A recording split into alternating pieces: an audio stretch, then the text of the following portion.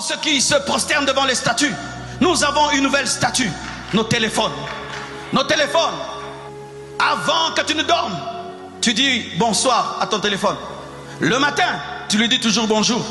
Quand tu manges, tu lui dis toujours bon appétit. Certains, ils sont plus au téléphone qu'avec des humains. Certains sont plus au téléphone que devant leur Bible et dans la prière. Et le téléphone, mes frères et sœurs, a pris nos temps de prière. Le téléphone a pris nos temps de jeûne. Le téléphone a pris nos moments d'intimité, même en famille. Le téléphone a pris nos moments. Nous sommes au courant de tout ce qui se passe dans le monde, mais nous n'avons qu'une nouvelle révélation de Dieu dans nos vies. Nos Bibles sont fermées et nos téléphones sont toujours connectés. Et même en plein culte, tu es incapable d'éteindre ton téléphone. Dernièrement, je vais entrer en retraite. Le Seigneur m'a dit, tu feras 30 jours et tu ne vas pas être connecté. Et tu ne vas pas suivre ce qui se passe. Oh mes frères, c'était plus difficile que ne pas manger. Je pouvais accepter de ne pas manger, mais ne pas être sur Facebook, sur YouTube, sur Instagram, sur Twitter, c'était plus difficile. Je vous défie de jeûner Twitter, de jeûner TikTok, de jeûner Facebook. Vous allez voir que c'est plus difficile que le foufou. C'est plus difficile que le foufou. Les ministères sont en train de mourir à cause du téléphone. Hommes de Dieu, comment les Wesley et les Finney avaient une telle profondeur? Il n'y avait pas autant de distractions en leur temps.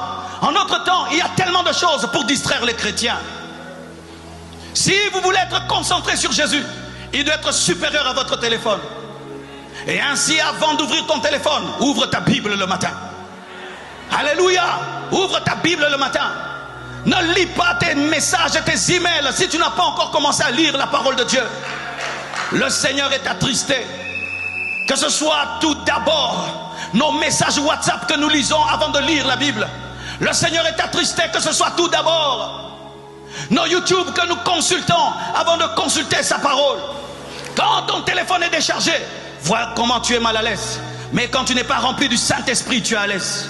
Quand tu n'as pas prié, tu es à l'aise. Mais quand ton téléphone est low-bat, tu es mal à l'aise. Oui, que Dieu nous pardonne. Quand il n'y a pas de Wi-Fi, il n'y a pas de connexion, tu es mal à l'aise. Mais quand tu as un péché dans ta vie qui énerve Dieu, là tu es à l'aise. La déconnexion spirituelle ne nous dérange pas, mais la déconnexion du Wi-Fi nous dérange. Si tu ne reçois pas de message d'une personne que tu aimes, tu es touché. Mais si tu n'as pas de réma, ça ne te dérange pas. Une idole est entrée, mais nous ne la voyons pas. Ce n'est pas une statue. Ce n'est pas une statue, c'est un instrument.